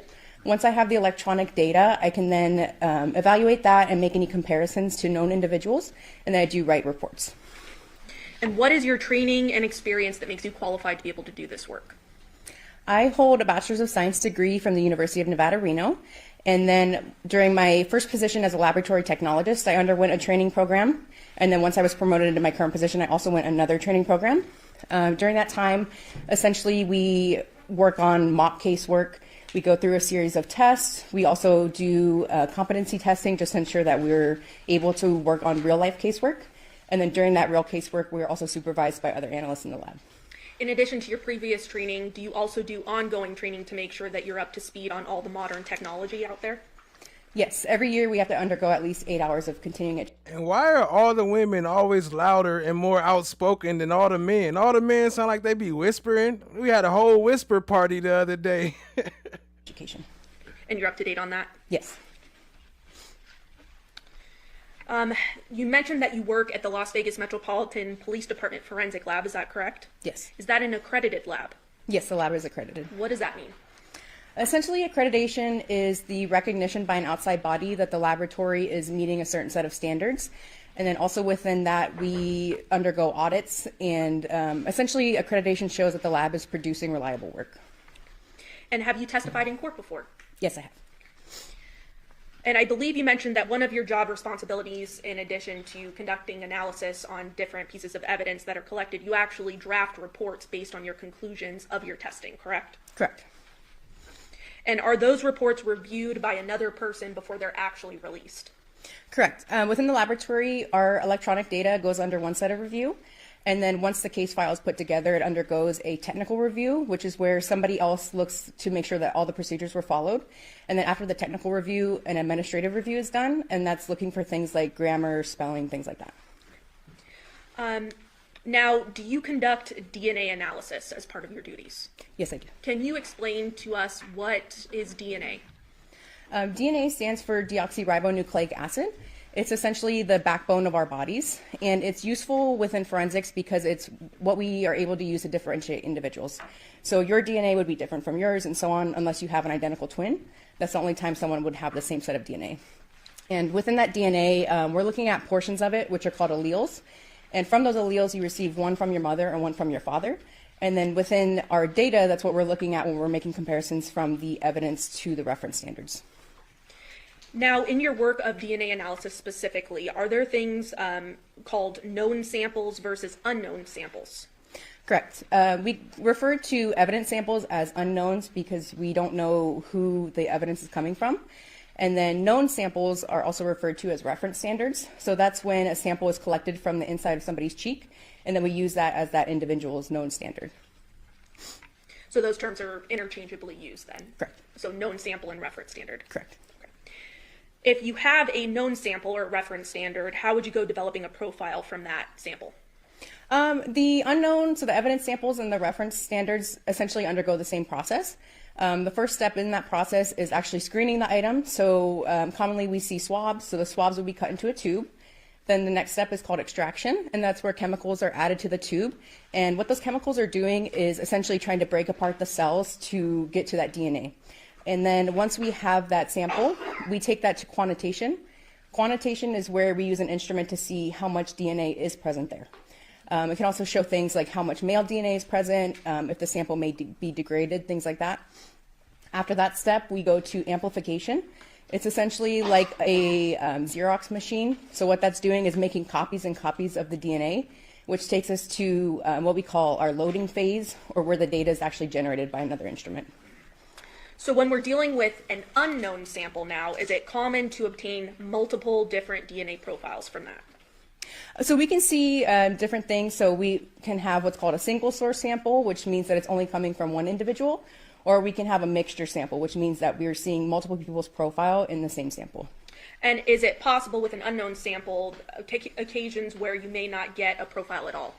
Sure, it depends on a lot of different things. So environmental factors. So say, for instance, if a sample was left out in the summer in Las Vegas, that DNA would be very degraded and we may not get a good sample. But there's different things, such as, say, if someone is really good about washing their hands, they may not leave much DNA behind. If an item is out in the public and a lot of people could be touching it, we would see more people in that sample. So there's quite a few different environmental things that can play a part in that. Hey, how you doing, little mama? Let me whisper in your ear. Less likely to leave something behind in that case. Yes, that's correct. Okay. Now, you touched on this a bit. Are there different sources of DNA? I know you talked about trace DNA, but are there other sources of DNA? Yes, commonly within the laboratory, the best sources of DNA that we see are things like blood, semen, and saliva, so those biological fluids. When you say best sources, what does that mean? They commonly are just, those fluids have a higher amount of DNA present compared to skin cells that can be left behind. And then again, the trace DNA is skin cells that are left behind. Correct. Now that we have a little bit of a background, I do want to talk to you about this particular case that you're testifying for today. Did you conduct an analysis on items impounded under an event number 23-15229? Yes, so actually within this case, I did process an... All right, y'all don't get too loud now. Y'all gonna get us kicked out the court now. Y'all keep it cool with the whisper party. Item of evidence, as well as another laboratory technologist in the lab. We do what's called group work. So she also did process items, and then I received the electronic data. But ultimately, you're aware of all the testing that was done with these items, correct? Yes. Because you're making the conclusions. Correct. Okay. And it was under that event number, those items, correct? Yes. And that's a Henderson event number. Correct. Wait till I show you. And there were several items that were tested, correct? Yes. Mm-hmm. Can you talk to us a little bit about when the lab is receiving items, how are they packaged? Most commonly, we see items within manila envelopes or brown paper bags. Everything is sealed with evidence tape, and on that tape, it typically has the date and the person's initials and P number, or their personnel number. So that's the person that actually packaged those items, impounded them into the laboratory. And then when we receive those items, they are processed through an evidence technician, and then there's also an electronic chain of custody. And a report number is typically listed on the items as well? Yes. Okay. Now, when you're conducting an analysis of different items, such as the ones in this case, are there precautions that are taken to ensure the integrity of the items and that remains intact? Yes, so within the laboratory, when we are first receiving a package, we make sure that everything is sealed, there's no signs of any tampering or tears within the package. Then whoever's handling the package does wear gloves and a face mask and a lab coat. We make sure that there's only one item of evidence open at a time, so that way nothing can be mixed up, put into the wrong package. The main thing that we're trying to prevent is any contamination. So whether that could be contamination from us onto the item or from item to item. And then once we examine an item of evidence, we do swap out any paper that we use on our lab bench. We bleach down all of our instruments. And again, we just make sure we only have one thing out at a time. So then, knowing that, I want to turn your attention to some of the samples that you did an analysis on in this case. Specifically, I want to start with the reference standards from both Jonathon Willette, which was lab item 5, as well as Devyn Michaels, lab item 11. You're aware of both of those, correct? Yes. Specifically, the reference standard for Jonathon Willette was in an impound package number 1678-004. Correct. And then the reference standard for Devyn Michaels was in an impound package number 1554-001. Correct. Can you walk us through the analysis done on those items? So with the reference standards, we actually examine all items of evidence first before touching the reference standards. Again, that's just to make sure that there's no contamination between the known samples from the individuals to the items of evidence. And those items essentially undergo the same process. So they go through the extraction stage, quantitation stage, amplification, and then the data is generated from those. Okay. And are these reference standards, do they come in what we call a buccal swab? Correct. So the buccal swab kit is just a little white envelope. Those are, again, sealed with evidence tape. And then inside is commonly a swab box with two, they look like very large Q-tips, and those are what's used to swab on the inside of somebody's mouth. And that's what was done in this case? Correct. Now I want to turn your attention then to an apparent hair lab item 19.2. There wasn't a long analysis on that, correct? No, that was not tested. Okay. And that was just found during your analysis of all the items, correct? Correct. The laboratory technologist found it on another item of evidence, so she just packaged it and put it with the original evidence. Okay. Then going to lab item 1, there was swabs from Jonathon Willette's cell phone screen, is that correct? Correct. And that was from an impound package number 2312-004? Correct. And did you prepare a report in conjunction of your analysis of that sample? Yes. Okay. And your understanding of this sample was that there was a positive presumptive blood test, correct? Correct. So what that essentially means is when we're doing the testing, if we see something that may resemble blood, we use it's essentially a color change test. So the technologist will take a small sample of that, apply chemicals to the filter paper, and if there's a color change, that indicates that it's a presumptive positive test for blood. And in this case, you were aware that the owner of the phone was Jonathon Willette, correct? Correct. So he was then considered an assumed contributor, correct? Correct. We do what's called an assumption when we are aware of, say, swabs are coming from somebody's body or an item of someone's, in this case, it was his cell phone. So I was able to look at the data and assume that his DNA was present. And again, in my conclusions, there was also no foreign DNA indicated. And what is foreign DNA? In this case, foreign DNA would just... That is true. He had a cut on his hand. That's a fact. And then the kids is the one who brought the phone. Like, hey, here you go. Here's the phone right in front of the police. Here. The absence of evidence is not the evidence of absence. What? Yo, big shout out to Cat Knot Williams. Cat Knot Williams with the 5 gifted memberships. Appreciate you, family. Y'all show some love to Cat Knot Williams. Go sub up to her channel. Show her some love. Drop her some KSPNs and some coins all up in the chat. Appreciate you, family. Definitely. Cat Knot Williams in the building. Dropping the 5. Appreciate you. Drop you what's up. Y'all go show some love to Cat, man. Appreciate just a hot you. Mess. Flesh of the Gods, good to see you. Good to see you. be from somebody besides Mr. Willette. And there was no foreign DNA, is that right? Correct. Now, are there better sources of DNA than others? I think you touched on this a little bit about blood and saliva and things of that nature having more DNA contained in it. Correct.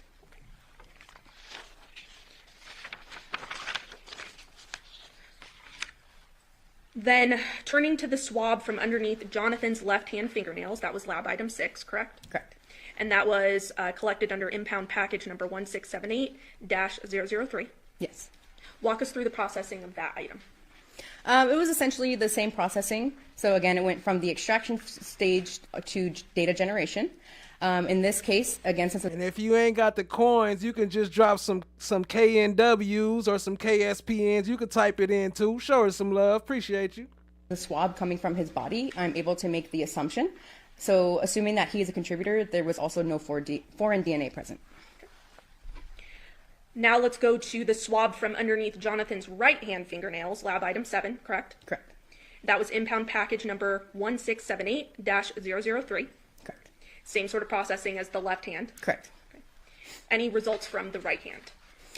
In this case, for this sample, looking at the data, it was what we call too limited, which means that there wasn't enough data there to basically make any interpretations. And when you say not enough data, what do you mean by that?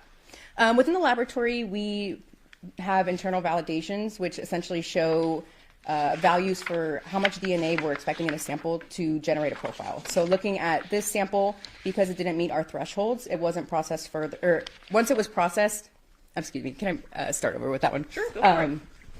It did meet our validation, so it was processed to the data generation phase, but then once we received the data, at that point, there weren't enough alleles present to make any further interpretations. And are you surprised by this at all? No, we commonly see that. Okay. Now, I just want to go back briefly to the swab from Jonathon Willette's cell phone screen that you conducted analysis on, that we just talked about. You recall that? Yes. Did you look at the profiles of it and compare that to the alleles? So what we do when we're looking at data is essentially we do look at all of our evidence first before we make any comparisons. So looking at the cell phone sample, it appeared to be one male contributor. And then at that point, I take that profile and I do compare it to the reference standards. So it was consistent with Jonathon Willette. And the reference standards, plural? Yes, all evidence samples are compared to all reference standards. Okay, and in this case, there were multiple, correct? Correct. Devyn Michaels and Jonathon Willette. Correct. Okay. Moving on then to the swabs of placard number A, that was lab item 2, correct? Correct. And that was contained in impound package number 1951-005, correct? Yes. How was that item processed? For this sample, there was also a positive presumptive blood test. So again, it was a color change test, and the color change was indicated. So the laboratory technologists did take that forward. And then with that sample, when I looked at the data, there was one male contributor detected. And when we're looking at our data, we also generate statistics. So our statistic is called a likelihood ratio. And essentially, what a likelihood ratio is trying to do is answer the question of how many times more likely is it to observe the DNA profile if the person is a contributor than if they are not a contributor. So in this case, I did generate a likelihood ratio for Jonathon Willette. Okay, and do you recall what that was? May I reference my report? Absolutely. Your Honor, may I approach? Yes. And with Your Honor's permission, I believe there's stipulation with defense. If I could leave these. Gotta refer to her report. Okay, thank you. They're gonna stipulate so she could publish it. So specifically, swabs of placard number A, do you recall the likelihood there? Yes. What was it? So Devyn Michaels was excluded from the sample. And it is 223 octillion times more likely to observe this DNA profile if Jonathon Willette is a contributor than if he is not a contributor. How many zeros is that? It's 223 with 27 zeros. 27 zeros? 27 zeros for what? How does that, how you even gonna compare that? Is that compared to what? To what number? Yes. Okay. Anything else from that specific item? No. Okay. Moving on then to the swabs of placard number B, lab item 3. Correct. And you conducted testing on that? Yes. Impound package number 1951-005. Yes. And did that item undergo the same processing as the sample from placard A? Yes, I had the same a positive presumptive blood test, and then it was also one male contributor with the same statistic as the previous sample. And what was the statistical conclusion again? It is 223 octillion times more likely to observe this DNA profile if Jonathon Willette is a contributor than if he is not. And so 220 something times more likely. That's a lot though. That's still a lot. I don't know why they use them big numbers, but it ain't no getting away from that once they start saying them type of numbers. Was someone excluded? Yes, Devyn Michaels was excluded. Again, 27 zeros? Yes. For the inclusion of Jonathon Willette? Correct. Anything else from that sample? No. Okay. Moving on to the swab of the lemon ammonia bottle, lab item 12. You conducted testing? Yes. That was in impound package number 2102-001.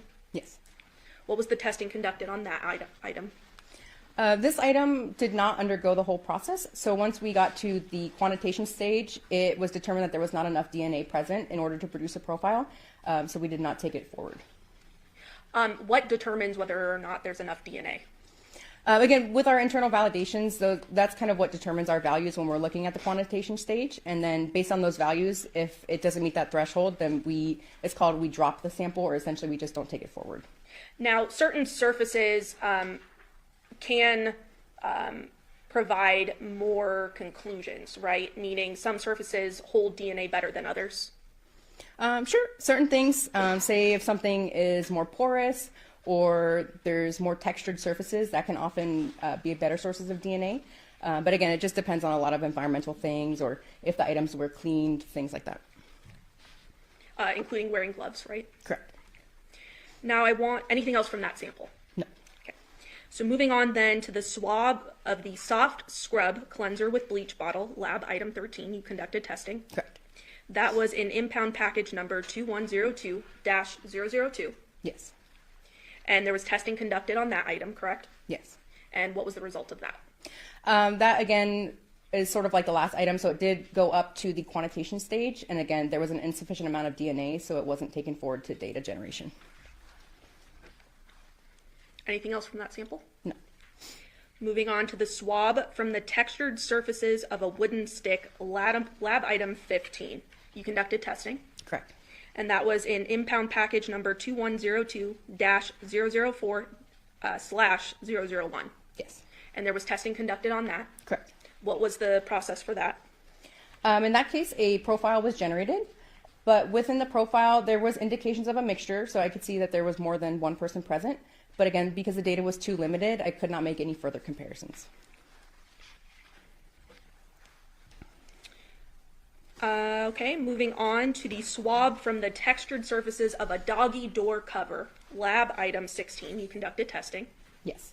And that was in impound package number 2102-003-001. Yes. What was the testing conducted on that item? That sample went to the quantitation stage, and at that time it was determined there was an insufficient amount of DNA, so it was dropped at that time. Again, that in-house validation you talked about earlier. Correct. Now, are you surprised by this with, trace DNA samples and things of that nature being what they are? No, it's commonly seen within the laboratory. And we kind of already went over this, but certain surfaces are easier to lift DNA from than others. Correct. Moving on to the swab from the garage door opener button, lab item 17. You conducted testing. Yes.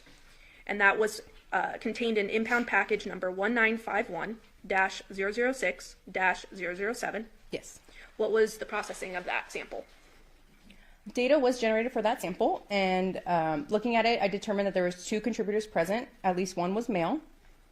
Devyn Michaels was uninformative, so that essentially means that there wasn't statistical support for an inclusion or an exclusion. And then there was support for inclusion for Jonathon Willette. I never understand that. So how can you say you can't say I was or wasn't, but then you can say that, like, but you can't include, like, either I was or I wasn't? How you gonna say it's like 50-50? Like, but you only got like one of the strands, one of the DNA strands, like you just got my mom and not the dad strand? Or how does that work? Or is it just too mixed up and it's like, I don't know, maybe her, maybe not, but I don't get that. Or looking at it, I determined sample. Data was generated for that sample, and looking at it, I determined that there was 2 contributors present. At least one was male. Devyn Michaels was uninformative, so that essentially means that there wasn't statistical support for an inclusion or an exclusion. And then there was support for inclusion for Jonathon Willette. Now, looking specifically at the inclusion of Jonathon Willette, what was the statistical conclusion of that? It is 194 million times more likely to observe the DNA evidence if Jonathon Willette is a contributor than if he is not a contributor. How many zeros is that? Is that 6? 6, correct. Okay. Now, you mentioned that it was uninformative regarding Devyn Michaels, correct? Correct. But there was a statistic related to that. Correct. So we do still receive that likelihood ratio. In this case, it was 0.0108. Now, your lab, as well as yourself, conducted analysis on some bags that were impounded, correct? Correct. Now, I want to talk specifically about the swabbing of the outside and inside of the wallet, including all pocket openings, also known as lab item 18.2. Yes. Testing was done on that. Correct. Impound package number 2312-002-002. Correct. What was the testing on that sample? Data was generated for that sample. Looking at the profile, I determined it was a 4-person mixture. At least one was male. And there was actually support for inclusion for both individuals. And then since there is support for both, we do what's called a combined support for inclusion. So that means that we're ensuring that the statistic shows they can be present on the sample together. So you said both. What do you mean by both? Who? Oh, I'm sorry. For both Jonathon Willette and Devyn Michaels. So both Jonathon Willette and Devyn Michaels are included. Correct. There is support for inclusion for both individuals. And what was the So she is saying that there's support for inclusion of her, but they saying that they can't prove that it was her. So how is it support for inclusion of her, but you don't have her DNA there? Statistical conclusions. Let's start with Jonathon Willette's first. His likelihood ratio was 13.6 times 10 to the 27th, which is the octillion. And how many zeros is that? 27. Okay. And how about Devyn Michaels? 766 times 10 to the 21st, which is sextillion. 21 zeros? Correct. Now, the combined statistical conclusion, what was that? And why they use these crazy numbers? Why they don't just go up to 100? That way you can give an even percentage, like 20%, 30%. Like, what's the percentage? Like, we don't know out of this octillion numbers. Out of what? Out of infinity? It is 2.8. I'm sorry, I'm going to read this just because it's long. Septendecillion, which is 10 to the 54th, times more likely to observe the DNA evidence if both Jonathon Willette and Devyn Michaels are contributors than if they are not contributors. And how many zeros is that? 54. Anything else from that item? No. Okay. Let's move over to swabbing of entire contents of wallet, also known as lab item 18.3. You did testing of that. Correct. And that was contained in impound package number 2312-002-002. Correct. What was the testing on that sample? Data was generated for that sample, but looking at the data, I determined that there was a mixture of at least 5 contributors. In our software program, we are only validated to evaluate samples with up to 4 contributors. So in this case, it's called too complex, so I could not make any further interpretations. Anything else from that sample? No. Moving on then to the swabbing of a knot of plastic bag containing wallet, also known as lab item 18.1. You conducted testing. Correct. And that was found in impound package number 2312-002-002. Yes. What was the testing of that item? Data was generated, and it was determined to be a mixture of 3 contributors with at least 1 male. Jonathon Willette was uninformative, and there was support for inclusion for Devyn Michaels. So you mentioned what uninformative was previously, but you were able to come up with a statistical conclusion still, even though it was uninformative. Correct. What was that statistical conclusion involving Jonathon Willette? The likelihood ratio for that is 6.18. And then how about Devyn Michaels, who there is support for inclusion? It is 90 octillion times more likely to observe the DNA profile if Devyn Michaels is a contributor than if she is not a contributor. And how many zeros is that? 27. Okay. Now, you mentioned that there are multiple contributors to this bag, correct? Correct. Okay. Are you surprised by that? No, it's commonly seen. Again, it could be something in the environment, or think about if you get bags from the store, you don't know how many people are touching the bag. So it's commonly seen with trace DNA like that. So bags are Shout out to Indigo Kepra. Appreciate you, family. Used multiple times. There could be more than one contributor. Correct. Now, can you talk to us briefly a little bit about transfer DNA and what that means? Essentially, transfer DNA, I can give an example of, say, if we're shaking hands, and then, so I would get some of her DNA onto my hand, and then I go to touch the door when I'm leaving, I could possibly leave some of her DNA on that door, even though she hasn't touched the door yet. So we commonly do see transfer with items, but within our testing, we're not able to say, like, to what degree, if any DNA was transferred. Moving on then to swabbing of social security card from Jonathon Willette, also known as lab item 19.1. You did testing on that? Yes. That was contained in an impound package number of 2312-002-005. Correct. What was the testing of that sample? Within that sample, it was determined to be a mixture of 4 contributors with at least 1 male. And there was support for inclusion for both Jonathon Willette and Devyn Michaels. And then, so since there's support for both, I also calculated the combined support for inclusion. Let's start with the individuals. So let's start with support for inclusion of Jonathon Willette. It is 32.3 trillion, so 10 to the 12th. And then what about Devyn Michaels individually? 413 million, which is 10 to the 6th. And now the combined inclusion, including both.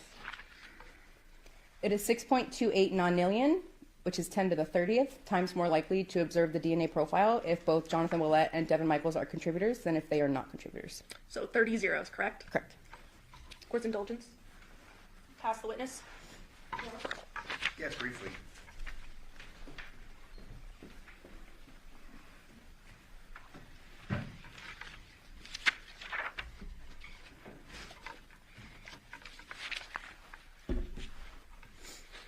And in reference to the reference standards, generally taken from buccal swabs or otherwise, correct? Correct.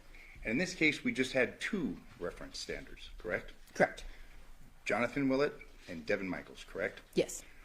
There was no reference standard submitted for your evaluation concerning a Deviere Willette, correct? No, I did not receive a statement for him.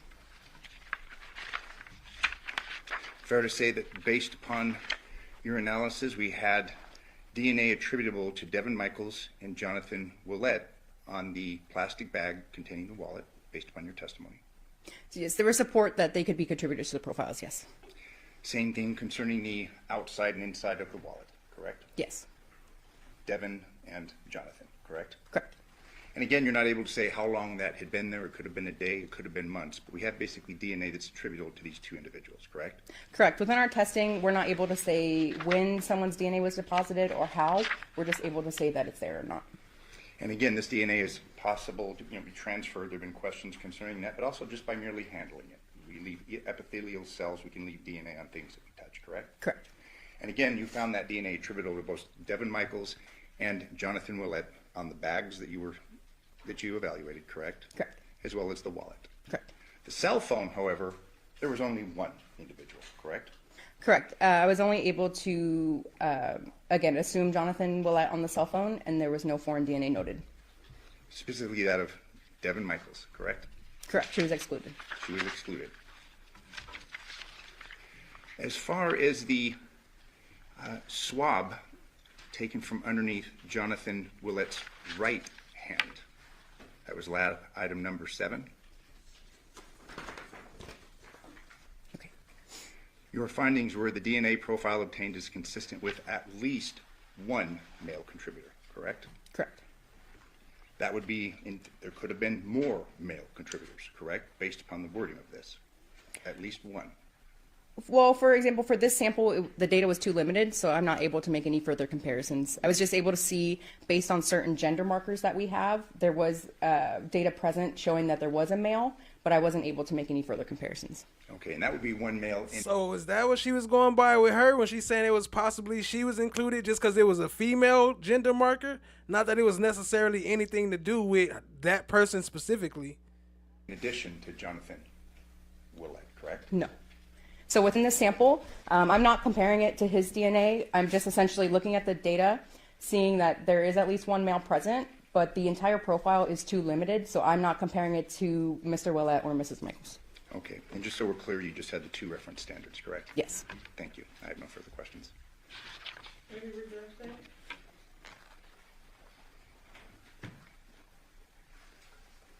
Court's indulgence.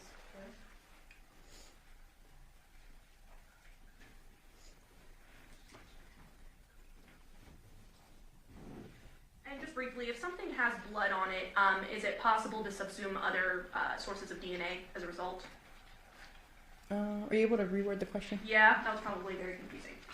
So if there's a blood sample, is it possible that the blood being so saturated that it could subsume other... Indigo say, I'm watching on a flip phone, so they can't track me. So I'll be up in these situations, in these courtrooms. I got a flip phone. I'm all right with watching on there. It's fine. It's not a problem. sources of DNA? Well, within our testing, we're not confirming if it is blood or not. Our testing is just a presumptive test, so it gives the indication that blood may be present, but I can't, I can't confirm that it is blood present. So what we're doing is just showing, blood may be indicated, and then DNA is also there. So we're not able to say for sure this DNA is coming from the blood. And then also, I'm not sure how the cell phone was swabbed, so I wasn't the one collecting it, so I'm not too sure, how they handled that evidence.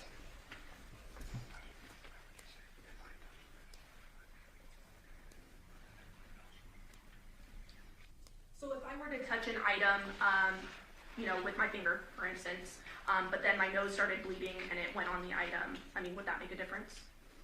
Well, in that case, I wouldn't be able to tell, if her DNA came from the skin cells or if it came from her blood. Essentially, it would just be showing that her profile would be present. Past witness. Follow-up question. This is my cell phone. I handled it. You'd presume that my DNA would be found on this, correct? Yes. And that would come from the epithelial cells of my fingers on this cell phone, correct? Yes. So presumably, if a person handled the cell phone or carried it, you would expect to find that person's DNA on the cell phone, correct? Correct. And in reference to the cell phone that you had tested, only Jonathon Willette's DNA was found, correct? Correct. No further questions. And no foreign DNA, correct? Correct. On the phone? Correct. Nothing further. No, Your Ladies Honor. and gentlemen, the jury have any questions for this witness? Okay, please write your question on the full sheet of paper with your name and your jury number.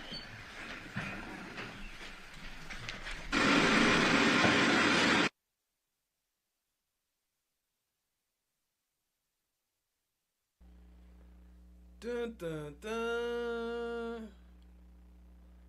Well, we already know who DNA it was, so that's not a big surprise, but just the way they calculate them numbers is crazy to me, though. Like, why would they even do them comparison? Like, who's supposed to understand that? It's supposed to be like beyond your understanding. Like, it's so crazy of a number. It means there's no way possibility that it's not yours. But how do you know that if we don't have the actual comparison number? Like, is it of infinity? What's the end number?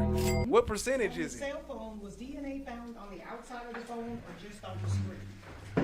Again, the swabs were collected by the Henderson crime scene analyst, so I'm not sure how they swabbed the phone. State, any follow-up? Your Honor, I'm sorry. Oh, sorry. One more question. His cell phone. Mhm. On the cell phone, was DNA found on the outside of the phone or just on the screen? Again, the swabs were collected by the Henderson crime scene analyst, so I'm not sure how they swabbed the phone. State, any follow-up? Your Honor, I'm sorry. Oh, sorry. One more question. Counsel approach.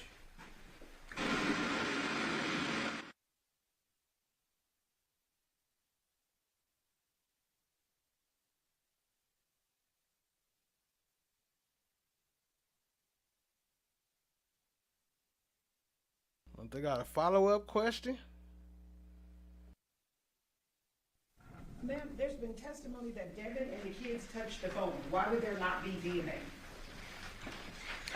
Again, there's a lot of environmental factors. So again, if someone was wearing gloves, if the item was cleaned recently, some people are what we call shedders, so they just naturally leave more. She sat there and handed the phone. The kids brought the phone to her, and she gave the phone to the police. What's she talking about all this extra stuff for? That's not answering the question. There's a lot of environmental factors. So again, if someone was wearing gloves, if the item was cleaned recently, some people are what we call shedders, so they just naturally leave more DNA behind than others. So there's a lot of different factors that can play into that. State, any follow-up based on your question? Court's indulgence.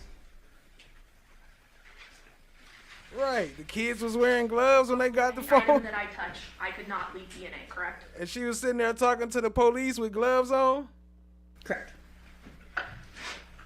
House witness. Oh, depends on any follow-up based on your... Shout out to Nodelin coming through saying thank you for the gifted membership. Appreciate that, family. Shout out to Cat Knott Williams for the gifted membership. Appreciate you. I think we have another juror question coming.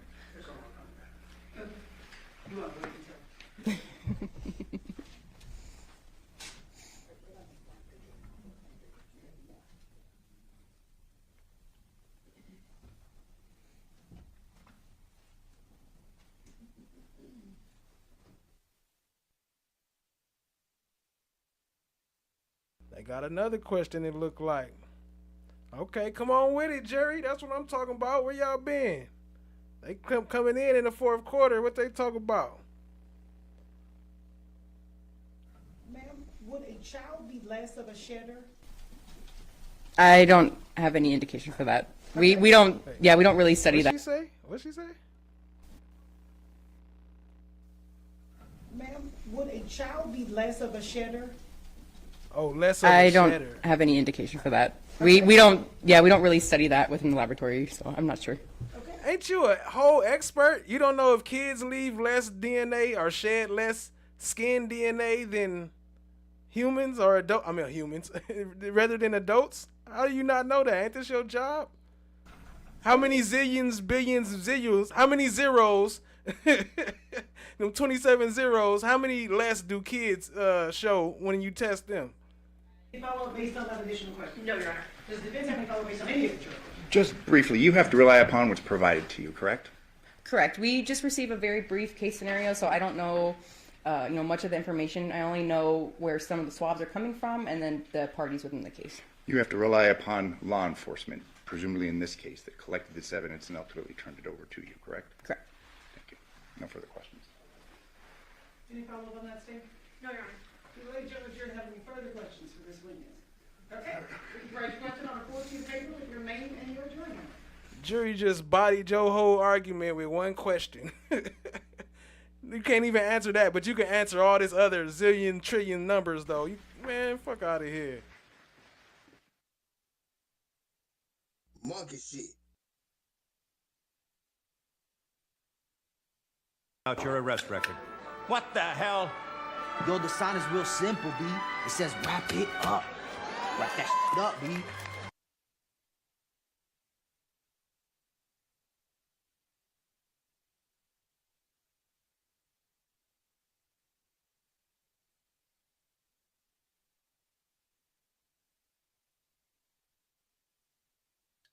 Shout out to Flesh of the Gods. Tell everybody. Well, I still fighting through the devils, man. Like, they be trying their best to hold me back, but y'all got to give the people what they want, bro. You know what I mean? The people want some real, man. It's time for the real people who ain't pretending to be in position.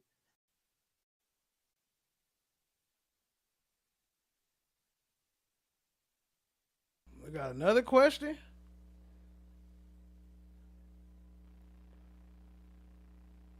Yeah, that's still on mute. That's still on mute. I'm just waiting. They ain't saying nothing. They got it on mute, not me.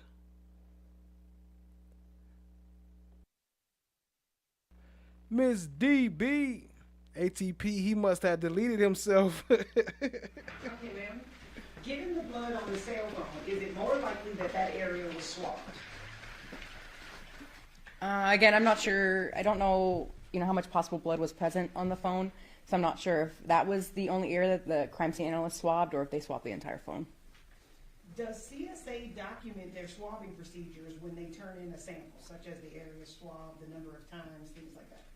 I'm not too sure, especially since it's an outside jurisdiction. I'm not sure how Henderson handles their cases. I do have a couple questions. Sound like the defense, not the defense, the jury might have a little bit of reasonable doubt creeping in. Thank you. And that brings forth a question. The samples that you had analyzed on the phone, you would testify that obviously it was Jonathon Willette's DNA, correct? Correct. You're not able to say whether that was in fact blood, are you? Correct. Again, it was just a positive presumptive test for blood. So it was an indication, not a confirmation. Okay, so it could have been epithelial cells and not blood. Correct. It could have been fluid from a blister, something like that, correct? It could be a mixture. So with the test, it is, it gives the indication that it's blood. So not, we're not going to have all these different substances that would give a positive test. There are a few things that could give a false positive, like there's certain food, like enzymes in food that can get, I can't name one off the top of my head, but there's different things like that could give a false positive, but the test is specific to enzymes within our blood. But you can't say that it was blood, correct? Correct. I can't confirm that it's blood. Thank you. No further questions. Any follow-up, Ms. Sumner? No. Do the ladies and gentlemen of the jury have any further questions for this witness? Okay, seeing no response, ma'am, you are excused. Thank you very much for your testimony here today. Thank you.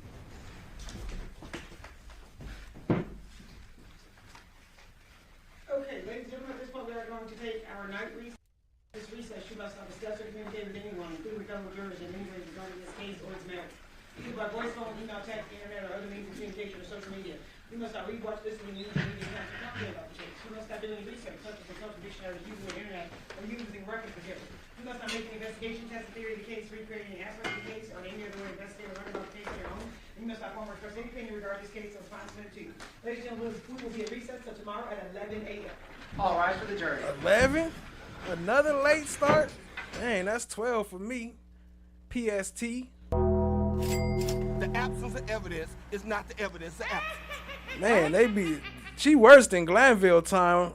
I tell you, they trying to delay this case as much as possible.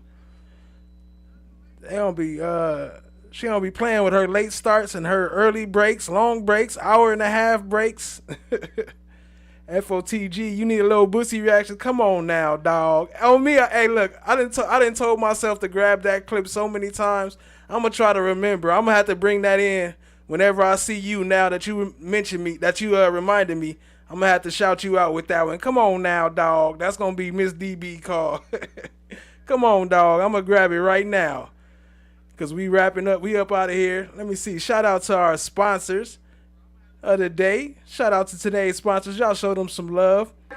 I Am Shout and Cat Not Williams. Hey.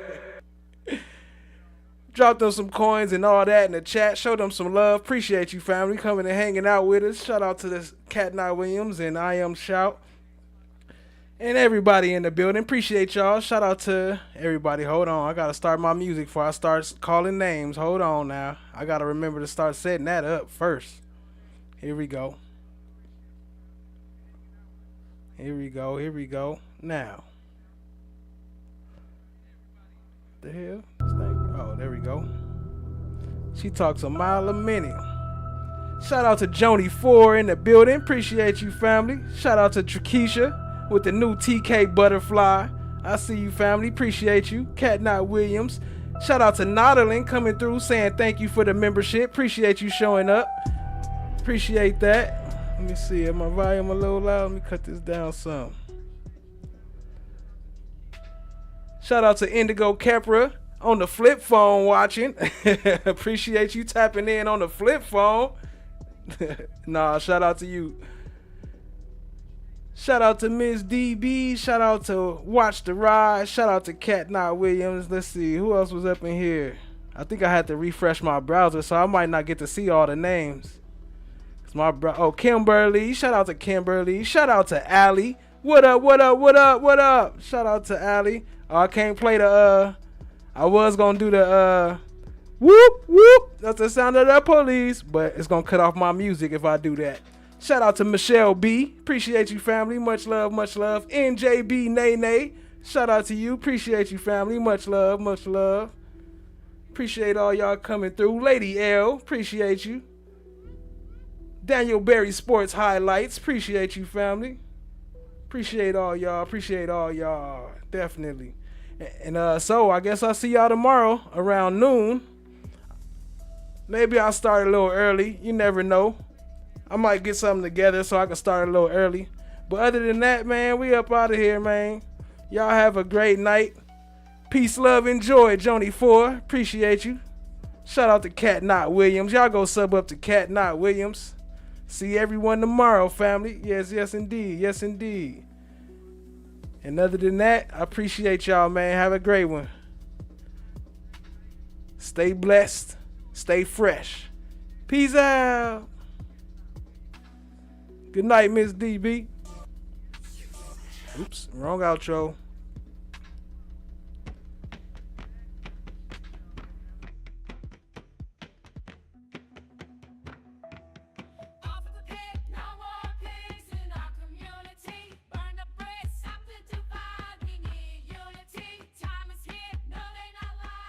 Good night, Nodderlin. Good night, Lady L. Appreciate y'all tapping in. Ain't your money.